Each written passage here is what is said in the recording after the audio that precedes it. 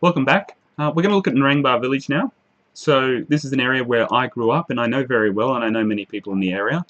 It's changed dramatically since the 1980s to now. So looking at the place, that we wanted to do a study about what could be the future of Narangba and apply some of the principles that we've developed to Narangba. So again, we're going to look at existing conditions. In development, we've got vast amounts of rural residential property near massive infrastructure, but there doesn't seem to be any really obvious plan about what the council or the state government are trying to do. Some of the lots have more recently been broken up, and over the last 10 years have been broken up into I think 2,000 square meter lots. But this is there doesn't seem to be any sort of great thing to achieve at the end. It seems anyway. I'm not a planner. I'm an architect, and I'm not that involved. So we look at wildlife. This is growing up here. It was very regular. We would see a lot of koalas and a lot of native wildlife through our place and around the schools locally. You'd see a lot of kangaroos, and you can still see a bit of it, but we haven't seen a koala in our yard for about 2 years now, and we live quite close to the train station. There's been a significant amount of development close by. I'm not sure if that's attributed to it or not, but there has been a drop in koala numbers from what we've observed and also our neighbours have observed. So we look at traffic and congestion. There's a few points in Narangba where that have developed to the rear of the area. So there's been quite a bit of traffic congestion coming through the areas closer to the highway these days. The population is it used to be about a couple of thousand people in the 80s. It's going to quickly approach, I think, 25,000. 25,000 people 2025, something like that. This puts a lot of stress on the systems we have here. Also, you can see in this methods of travel to work at the moment, we have a lot of people taking cars and car registrations going up, so the traffic continually goes up, and with that seems to be the amount of rubbish on the side of the roads. I keep having to pick it up. It's frustrating. So there's a lot more strain on the community and the existing infrastructure. In the late 70s, this was the back of nowhere with dirt roads everywhere. Now it's a fairly popular place. So continuing to look at the existing conditions, employment in Narangba, we've got a similar graph to we had for South East Queensland before. This just looks at Narangba, and we've got nearly 18% of the population, or the jobs available in the area rather, are going to declining industries. So, and we've got some down here, we've got some growing industries that are small job generators at the moment. So we might need to start look at flipping this around and looking at making some of these smaller job industries into the growing sector up here, and preparing for these sectors like manufacturing and transport to drop.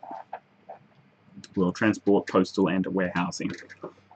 Looking at the area analysis, we've got a couple of challenges, and we've got quite a few opportunities. So looking at the challenges and opportunities helps us sort of decide what we're doing and why we're doing it when we design the urban environment around Narangba. So we look at some of the challenges. We've got native habitat destruction with suburban developments. Some of this is now regrowing and has regrown in those developments that were built in the 90s. We have challenges of a gigantic mine quarry, if you will, to the back of Narangba. Now there was a route to get here in the past. The quarry's been there since the 60s. However, for some reason, houses were built around it, and everyone gets upset because a lot of big trucks are coming behind the houses. So we look at the fact that we've got agricultural land and bushland. This could be great for tourism. It could be great for growing local produce, and then utilizing that in the area around the train station and in shops and food and beverage outlets. Bushland to attract people out here for mountain biking, horse riding, and bushwalking. Large semi-rural properties around the train station gives a lot of opportunity to develop that land further down the track. And access to the national highway network. It's a major highway, and local industry. Local industry can support the businesses that might happen within in the Narangba area when we look at that. So the site we've chosen is around the Narangba train station. It's 3.1 square kilometres, and we've done some studies, looking at some studies from UC Berkeley about densities required to make train stations viable. Now, their studies showed that we need 11,100 people per square kilometre in the area around the train station. This is going to be quite a lot of people if you've got 3 square kilometres of land. So it would be highly recommended that the state government then do their own research into what's the number of people that allow these networks to run at a rate where they're not subsidising it, or not subsidising it so much. So if we do a site comparison, just check it against other places in Australia and the world. We've got the existing site. This is only a partial part of the site, but it's the train stations here, and this is Mackie Road, Hall Road, McPhail Road, and Burpengary Road. So if we look at just part of the site, we've got about a density here of 200 inhabitants. ABS is about 400 inhabitants in the area, but knowing this area, I know there's about 200 inhabitants in this area. You know, there's a few other things like the hall and a bowls club. Dakabin was once the same as this in the late 90s. It started transforming in about 2000, around that time. And it's become a big dormitory suburb that sort of serves the city, I guess. I don't think there's much more in there that's been built in there that's overly exciting.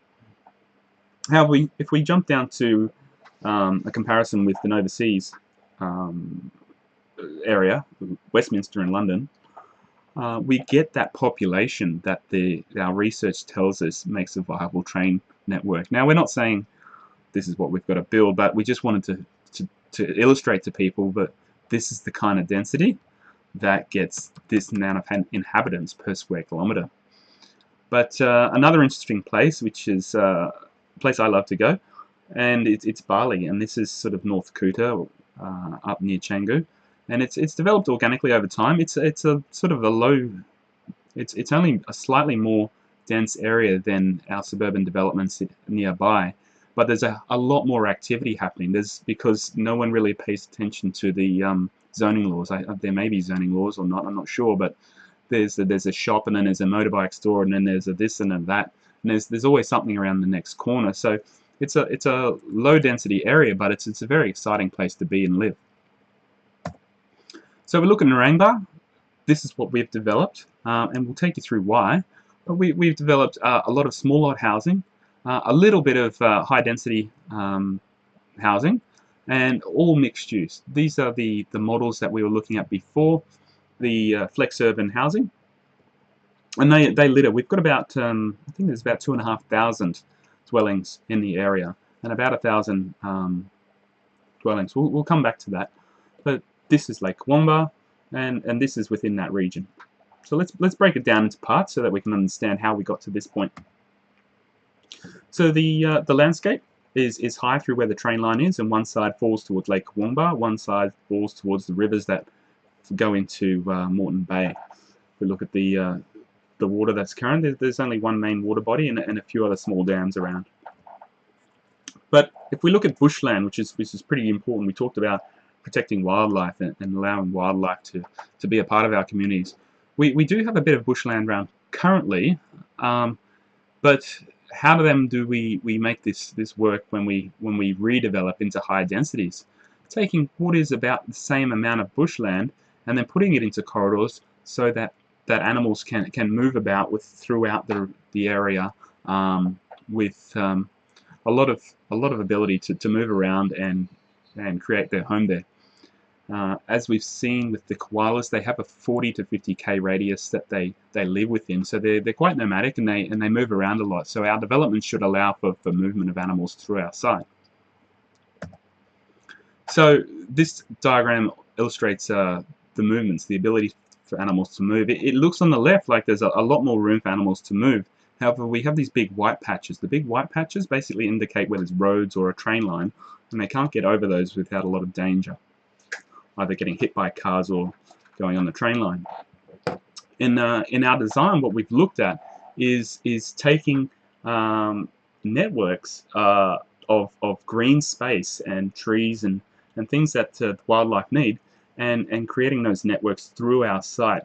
You'll see that the networks go over the top of railway lines and over the top of roads, so that they're safe in the way that they want to travel. And these can also be used by pedestrians. So we get pedestrian-friendly space, we get a wildlife-friendly space where they can all move and not get hit by cars.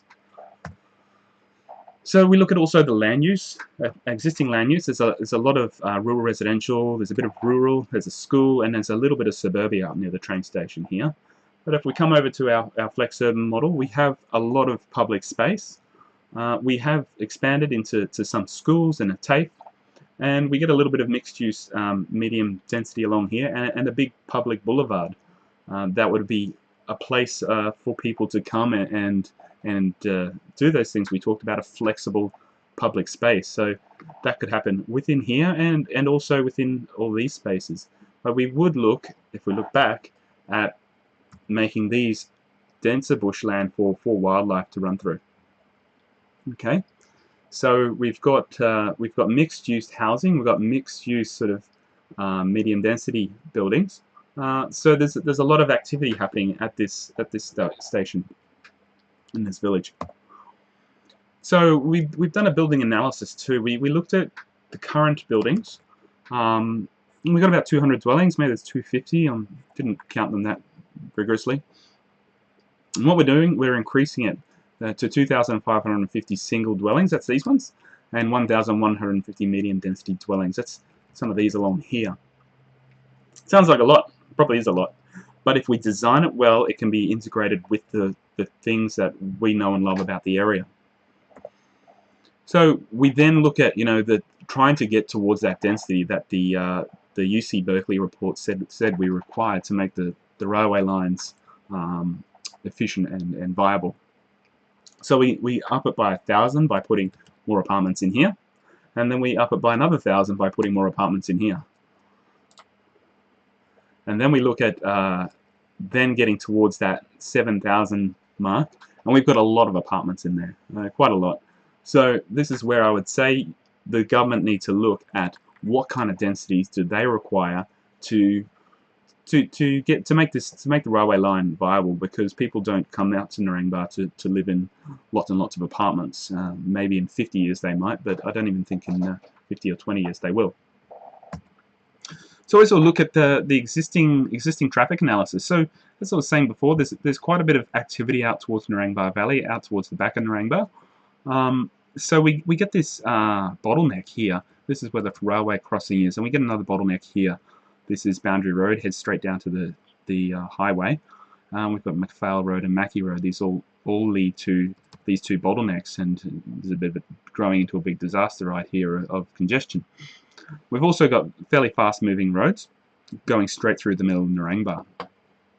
So in our model, what we would do is we would take most of the fast-moving traffic from the highway straight through and around Narangba, taking this road out to the back of Narangba towards where that quarry was, Oaky Flat Road via Rainbirds Road, and continuing that out, and continuing this road over where there's currently a disused quarry into the back of Narangba, thus leaving this space for slower moving traffic that's coming through here. We've also put in a lot of bridges. This is for wildlife and pedestrians, and a tunnel to move vehicles through to either side of the railway line. So we've got a lot more connectivity over the top of the railway line, connecting both sides, both the east and the west of the area to each other, and it becomes a better connected community. So if we look a bit closer, we can see some of these pedestrian and wildlife bridges here, here, and here, and they go over the top of the road, some of these more major roads. There's a tunnel here which comes through here underneath the train line, and then a pedestrian and wildlife bridge over the top. The existing Narangba train station is here, And we've got slower roads which move through the back, which is indicated with the change in colour in these areas. The faster moving roads go straight around the Flexurban development, we'll call it. So there's a lot of pedestrian-friendly design in here. If we continue to go down, we look and we see that the area with high schools and TAFEs, the education sort of area, is well connected in with the areas over here of different Flexurban villas and multi-unit dwellings. So this is the kind of thing that we would envision might happen in Narangba. A lot of sort of low-rise but high-density housing, a lot of bushland, a little bit of high-rise, 10 stories I think we've got there, and some really, really wonderful sort of public spaces. People can come out and come together as a community, places where people can come and do their thing, they show off their business, show off their art, and it's all sort of quite easily connected to every other village along the way, or to Brisbane or Caboolture via the railway network, which is much higher speeds now. So this is sort of the vision that we would have if we were to sort of go down this route of developing a village in Narangba. The streets would be pedestrianised and pedestrian-friendly. The houses would allow for businesses to open up at the bottom, or offices to open up, and people to live above, and different activities to happen, and a lot of different activities to happen. You get this really interesting sort of urban environment that people want to come, they want to hang out, and they want to have a coffee here, and they want to see koalas in the trees, and then go for a mountain bike ride out the back in the bush, and it becomes a really interesting place that everyone wants to go, I would hope.